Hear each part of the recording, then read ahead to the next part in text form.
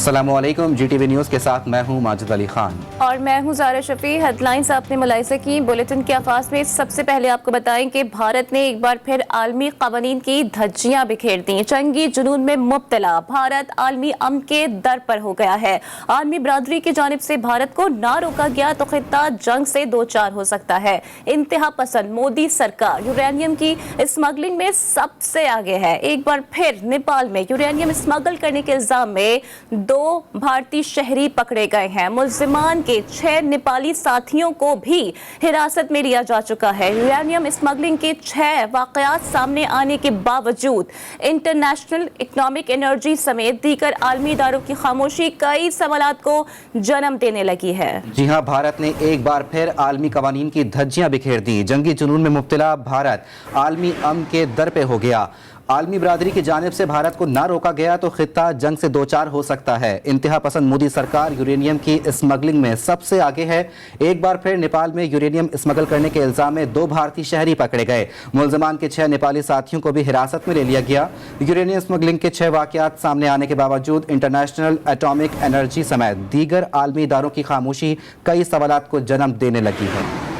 Atom bomb की तैयारी में इस्तेमाल होने वाली यूरेनियम को स्मगलिंग करने की भारतीय कोशिश। यूरेनियम स्मगलिंग की एक और कोशिश नेपाल ने नाकाम बना दी। नेपाली पुलिस ने 2 भारतीयों समेत 6 नेपाली गिरफ्तार कर लिए। काठमांडू में की गई कार्रवाई के दौरान स्मगलिंग में मुलविस अफराद को 5 स्टार होटल की पार्किंग से गिरफ्तार किया गया, जहां वो पार्किंग में खड़ी कार से यूरेनियम निकाल रहे थे। गिरफ्तार भारतीयों की शनाख्त उपिंदर कुमार मिश्रा और राजू ठाकुर के नाम से हुई है। भारतीय शहरी यूरेनियम को 350 मिलियन भारतीय रुपए में फी किलो के हिसाब से फरोख्त कर रहे थे। मार्च 2021 में भी नेपाली पुलिस ने 4 अफराद को यूरेनियम की स्मगलिंग में गिरफ्तार किया था। गिरफ्तार मुलजिमों में से एक ने दावा किया था कि उसका ससुर यूरेनियम भारत से लाया था, जहां उसने तकरीबन 20 साल कबल यूरेनियम की कान में काम किया था। जबकि यूरेनियम स्मगलिंग में भारत के शहरियों का मुलव्वस होना मामूल बन गया। यूरेनियम स्मगलिंग में मुलव्वस आए रोज भारतीय शहरी पकड़े जाने लगे हैं। भारत की इंतहा पसंद मोदी सरकार भी यूरेनियम स्मगलिंग के पीछे है। एक बार फिर नेपाल से यूरेनियम स्मगल करने के इल्जाम में 2 भारतीय शहरी पकड़े गए हैं, जिसके बाद इंटरनेशनल एटॉमिक एनर्जी एजेंसी समेत दीगर आलमी इदारों की खामोशी कई सवालात को जन्म दे रही है। और इसी पर बात करने के लिए हमारे साथ टेलीफोन लाइन पर मौजूद हैं डायरेक्टर CASS सैयद मोहम्मद अली और दिफाई तज्जियाकार ब्रिगेडियर रिटायर्ड हारिस नवाज साहब। पहले बात कर लेते हैं ब्रिगेडियर रिटायर्ड हारिस नवाज साहब से। सर, पहले तो बहुत शुक्रिया कि आपने GTV न्यूज़ के लिए वक्त निकाला। फरमाइएगा कि यूरेनियम स्मगलिंग में भारत के शहरियों का मुलव्वस होना मामूल बन चुका है। अगर इंटरनेशनल एटॉमिक एनर्जी और दीगर आलमी इदारे इस तरह से खामोश रहे तो मुस्तकबिल में खित्ते के अमन को क्या खतरात लाहक हो सकते हैं? आपका स्टांस क्या है सर? देखें, बात यह है कि ये पहली दफा नहीं है, 3-4 दफा पहले भी इंडिया के अंदर भी भारतीय नेशनल पकड़े गए यूरेनियम स्मगल करते हुए। और अब ये नेपाल में ये इंसिडेंट हुआ, इससे पहले 2021 में भी एक इंसिडेंट हुआ है। ये बड़ा खतरनाक है। और अगर खुदा ना खासा पाकिस्तान में ऐसा इंसिडेंट हुआ था तो पाकिस्तान के लिए एटॉमिक एनर्जी कमीशन में बड़ी प्रॉब्लम डालनी थी। लेकिन क्योंकि इंडिया बड़ा मुल्क है, उनके अपने इंटरेस्ट हैं, फिर वो उसको एज ए प्रॉक्सी चाइना और पाकिस्तान, ये अमेरिका इस्तेमाल करता है। उनकी तजारत बहुत ज्यादा उनसे, इसकी वजह से दे लेते हैं। बट ये बड़ा खतरनाक है। और पाकिस्तान का कमांड एंड कंट्रोल सिस्टम जो है इसके बारे में, न्यूक्लियर के बारे में इतना लेटेस्ट और इतना हाई लेवल का है कि इसको अमेरिका एटॉमिक एनर्जी कमीशन जो है इंटरनेशनल, वो सब इसको एक्नॉलेज करते हैं। और इंडिया का सिस्टम बहुत ही खराब है। ये अंदर इस तरह स्मगलिंग होती रही तो प्रोलिफरेशन में दूसरे ममालिक में, जैसे ईरान कोशिश कर रहा है और ममालिक कर रहे हैं, वहाँ अगर जाकर उसको बेचते हैं तो ये इसकी बड़ी हाई प्राइस होती है, जिससे लोग लालच में भी आ जाते हैं। लेकिन इसको आइंदा के लिए इंटरनेशनल एटॉमिक कमीशन को जरूर कोई इसका हल निकालना चाहिए।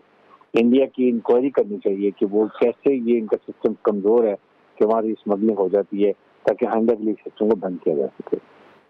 हारिस नवाज साहब, आप हमारे साथ ही मौजूद रहिएगा। इस पर डायरेक्टर CASS सैयद मोहम्मद अली ने भी इस पर GTV न्यूज़ को ज्वाइन किया है, उनसे बात करते हैं। बहुत शुक्रिया अली साहब GTV न्यूज़ को वक्त देने के लिए। क्या कहेंगे, इंटरनेशनल लॉ क्या कहता है यूरेनियम स्मगलिंग के हवाले से?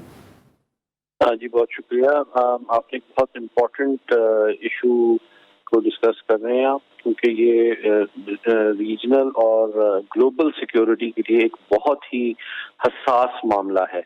جو دنیا کی ذمہ دار ایٹمی قوتیں ہیں وہ اپنے ایٹمی اثاثوں اور مٹیریلز کو بہت زیادہ ذمہ داری کے ساتھ اور احتیاط کے ساتھ استعمال بھی کرتے ہیں اور اس کے محفوظ کرنے کا ایک بڑا ہمہ جہت اور ایکسٹینسو نظام قائم کیا جاتا ہے. اور آپ دیکھ رہے ہیں کہ یہ پہلا واقعہ نہیں ہے بلکہ تواتر سے پچھلے کچھ عرصے سے ایسے واقعات سامنے آ رہے ہیں. کیونکہ انٹرسٹنگ بات یہ ہے کہ انڈین میڈیا خود رپورٹ کر رہا ہے. زی نیوز نے بھی اس کو رپورٹ کیا ہے کہ 2 انڈین نیشنلز جو ہیں 8 لوگوں کے ساتھ اریسٹ کیے گئے ہیں نیپال میں جن کے پاس یورینیم جیسا سبسٹنس تھا. اور آپ جانتے ہیں کہ یورینیم جو ہے وہ انڈیا کے نیوکلیئر پروگرام کا مین فیول ہے جو کہ اس کے نہ صرف جو سویلین پاور ری ایکٹرز ہیں اس میں استعمال ہوتا ہے بلکہ ساتھ ہی ساتھ اس کی جو نیوکلیئر ویپنز کی تیاری ہے اس کا مین جو مٹیریل ہے وہ یورینیم ہی ہوتا ہے. تو اگر وہ اس طرح نہ صرف پہلے تو ہمیں پتہ چلا پچھلے سال کہ کسی ورکشاپ میں یا کباڑیے کے پاس بک رہا تھا یا کہیں اور بک رہا تھا, اب دوسرے ممالک تک اس نے اگر پرولیفریشن شروع کر دی ہے تو یہ اس بات کا ثبوت ہے کہ نہ صرف انڈیا کا ایٹمی پروگرام انتہائی غیر ذمہ داری سے چلایا جا رہا ہے بلکہ وہ غیر محفوظ بھی ہے اور اس کا نیکسس اسمگلرز کے ساتھ اور انٹرنیشنل بلیک مارکیٹ کے ساتھ بھی ہے جو کہ نہ صرف عالمی امن علاقائی سلامتی کے لیے خطرہ ہے بلکہ مجھے یہ کہنے دیجیے کہ خود جو بھارتی عوام ہیں ان کے لیے بھی یہ کسی بہت بڑے حادثے کا موجب بن سکتا ہے. تو بہت ضروری ہے کہ خود بھارتی عوام اور بھارتی میڈیا اور بھارتی ایکسپرٹس اپنی حکومت پہ یہ زور دیں کہ وہ ایک ذمہ داری کا مظاہرہ کرے کیونکہ اس کے جو نتائج ہیں نہ صرف خطے اور عالمی سطح پہ بلکہ بھارتی عوام اور ان کی بھارت کے اپنے نیشنل انٹرسٹ کے لیے بھی صحیح نہیں ہے. تو اس سے ثابت یہ ہوتا ہے, میں جسٹ ٹو کنکلوڈ, کہ بھارت ایک انتہائی غیر ذمہ دار ریاست ہے جو کہ جس کا ایٹمی پروگرام بہت بڑا ہے, تقریباً 22 کے قریب اس کے ری ایکٹرز ہیں اور اس کے اوپر اس کو کنٹرول بھی نہیں ہے اور اس کا نیکسس جو بلیک مارکیٹ اور اسمگلرز کے ساتھ ہے.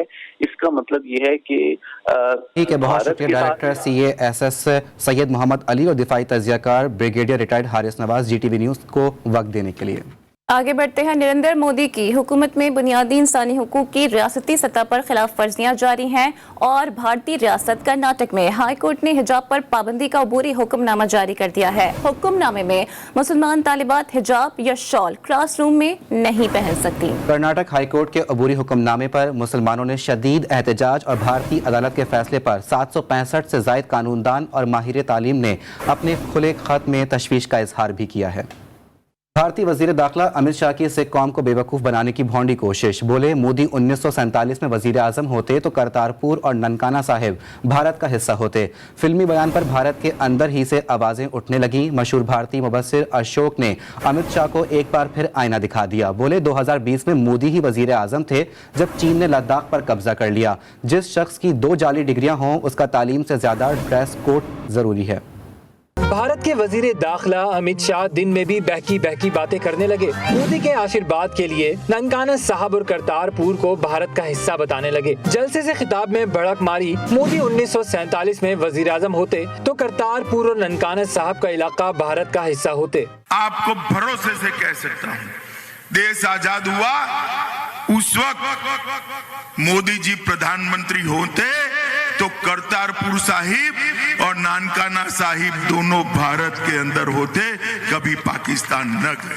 امت شاہ کو بھارت ہی کے پروفیسر نے اوقات یاد دلا دی. اشوک سوین نے کہا چین نے بھارت کے 1000 کلومیٹر سے زائد علاقے کو چین میں شامل کر لیا. لداخ پر 2020 میں چین کے قبضے کے وقت نریندر مودی ہی وزیر اعظم تھے. اشوک سوین نے طنز کرتے ہوئے کہا جس شخص کی 2 جعلی ڈگریاں ہوں اس کا تعلیم سے زیادہ ڈریس کوڈ پر زور ہے. امت شاہ کے اوٹ پٹانگ بیان پر بھارت میں ہی ان کی کھچائی ہو رہی ہے.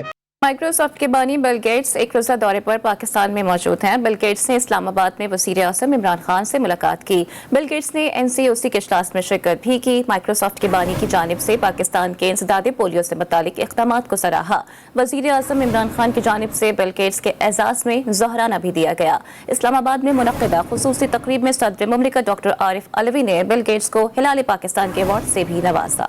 माइक्रोसॉफ्ट के बानी बिल गेट्स पाकिस्तान के दौरे पर। पाकिस्तान के दौरे के दौरान बिल गेट्स की वज़ीर-ए-आज़म इमरान खान से मुलाकात हुई। मुलाकात में पोलियो के खात्मे और दूसरे अहम मौज़ूआत पर बातचीत हुई। बिल गेट्स ने इस्लामाबाद में national and command operation centre का दौरा किया और NCOC के इजलास में शिरकत की। NCOC के दौरे के दौरान सरबराह NCOC असद उमर और मुआविन खुसूसी डॉक्टर फैसल से बिल गेट्स ने मुलाकात की। बिल गेट्स को NCOC के किरदार और वबाई अमराज के आगाज से अब तक की कामयाबियों पर ब्रीफिंग दी गई। बिल गेट्स की जानिब से NCOC की पाकिस्तान में वैक्सीनेशन मुहिम पर अमल दरामद को सराहा गया। तालीम का बुनियादी मकसद कौम की तामीर है। मुल्क के नौजवानों को रियासत मदीना के उसूलों से रोशनास कराना अव्वलीन फ़र्ज़ है। वज़ीर आज़म इमरान खान ने इस्लामाबाद में तलबा के लिए स्कॉलरशिप कंप्लेंट पोर्टल के इजरा की तकरीब से खिताब करते हुए कहा कि तलबा की जानिब से स्कॉलरशिप में नज़रअंदाज होने की शिकायत मौसूल होती रहीं। इन शिकायत को दूर करने के लिए जदीद सिस्टम बनाया।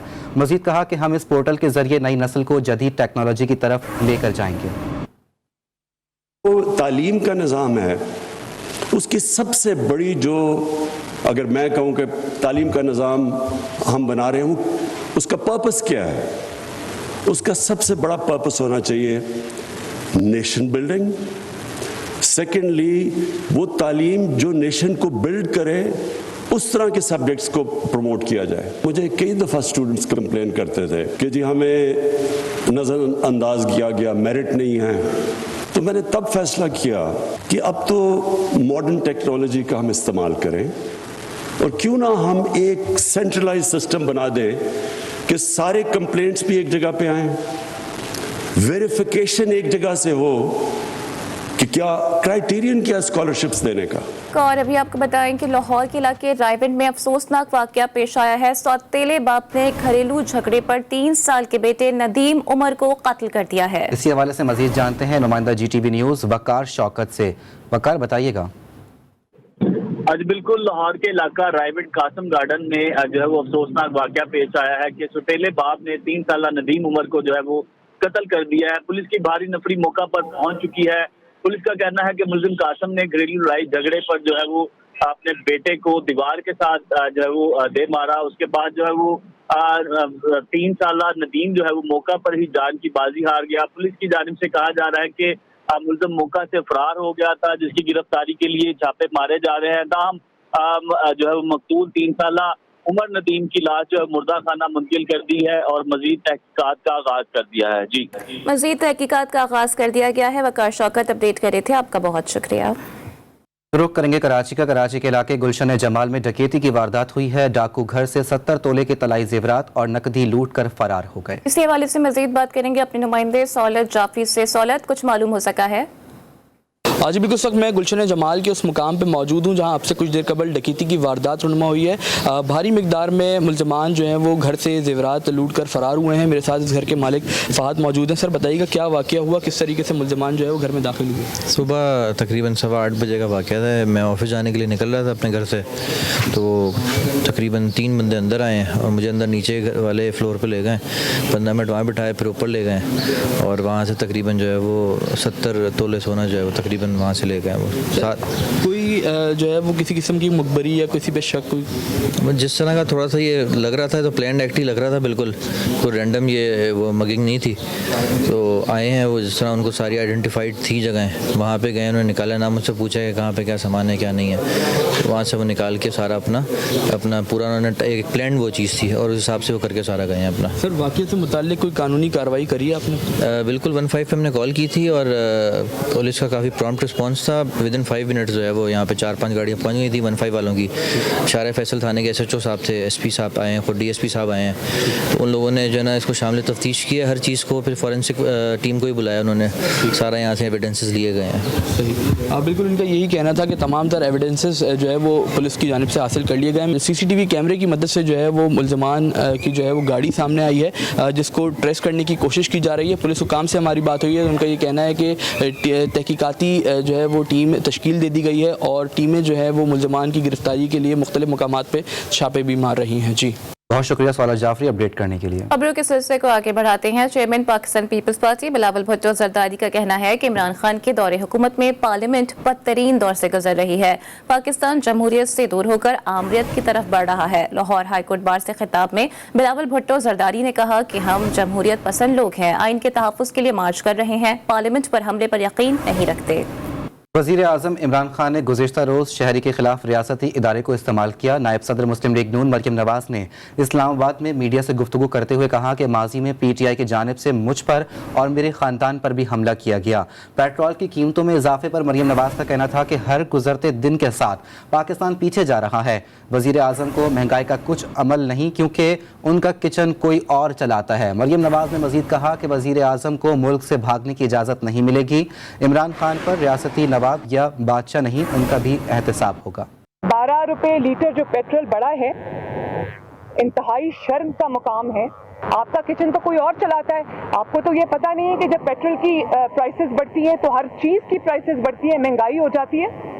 और ये भी मैं आपको बता दूं कि इमरान खान साहब, आप किसी रियासत के नवाब नहीं हैं, आप किसी रियासत के बादशाह नहीं हैं, ये अवाम आपकी रियाया नहीं है कि आप इसका खून पसीने की कमाई जहां चाहें आप सर्व करें। मैं तो ये समझती हूँ कि इमरान खान साहब को प्राइम मिनिस्टर हाउस के ही फिलहाल किसी कमरे में बंद कर देना चाहिए। वो जहां जाते हैं, जिस मुल्क में जाते हैं, पाकिस्तान का तमाशा बना के आते हैं। पाकिस्तान आज अकेला और तनहा खड़ा है और आपके दोस्त ममालिक भी आपको मुंह लगाने को तैयार नहीं, उसका जिम्मेदार सिर्फ और सिर्फ इमरान खान है। तो मेरा ये ख्याल है कि इनको रोकना चाहिए। अगर ये कहीं जा भी रहे हो तो इनको हाथ जोड़ के कहना चाहिए कि पाकिस्तान अब मजीद बर्बादी का मुतहम्मिल नहीं हो सकता, काइंडली आप ये दौरे मत करें। मंदी बहाउद्दीन में वज़ीर मुमलिकत फारूक हबीब की मीडिया से गुफ्तगू। कहा, मरियम नवाज के भाई ने लंदन में फ्लैट्स होने का एतराफ़ किया। ब्लैकमेलर्स का टोला हुकूमत के खिलाफ साजिशों में मसरूफ है। आर या पार की बातें करने वाले ख्वार होते फिर रहे हैं। फारूक हबीब ने मजीद कहा कि शहबाज शरीफ पर जुर्म आयद होने जा रही है, ये जेलों का माल है, जेल जाएगा। वज़ीर मुमलिकत ने कहा कि अपोजिशन कुछ भी कर ले, हुकूमत 5 साल पूरे करेगी।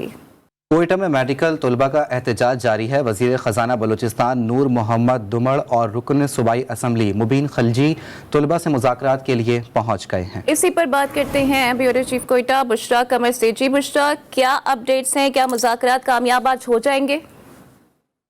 जी, इस वक्त जो है हुकूमती अरकान जो तलबा के साथ मुज़ाकरात करने थे, उनका पहला मुज़ाकरात का दौर जो है वो नाकाम हो चुका है और तलबा का कहना है कि अब वो बातों से बात नहीं बनेगी, अब जो नोटिफिकेशन होगा उसी से ही बात बनेगी। जबकि एहतजाज पर बैठे ताज़ा में मरकूख हड़ताल वाले तो तलबा जो है उनकी हालत गैर हो गई, जिन्हें फौरी तौर पर कोयटा के सिविल अस्पताल मुंतकिल कर दिया है। तो 3 तलबा जो है इस वक्त भी व्हील चेयर पर मुजाहिरीन के साथ मौजूद हैं और उनका कहना है कि आज वो यहीं पर अपना कैंप भी कायम करेंगे और इस इंस्कम रोड पर कमिश्नर ऑफिस के सामने अपना धरना ये रखेंगे जब तक जो है उनके ठीक है। बहुत शुक्रिया बुशरा कमर अपडेट करने के लिए। चाइनीज काउंसिल जनरल ने इनवरिक्स हेड ऑफिस का दौरा किया। मीडिया से गुफ्तगू करते हुए उनका कहना था कि इनवरिक्स की टीम माहौलियाती तहफ़्फ़ुज़ के लिए अहम किरदार अदा कर रही है।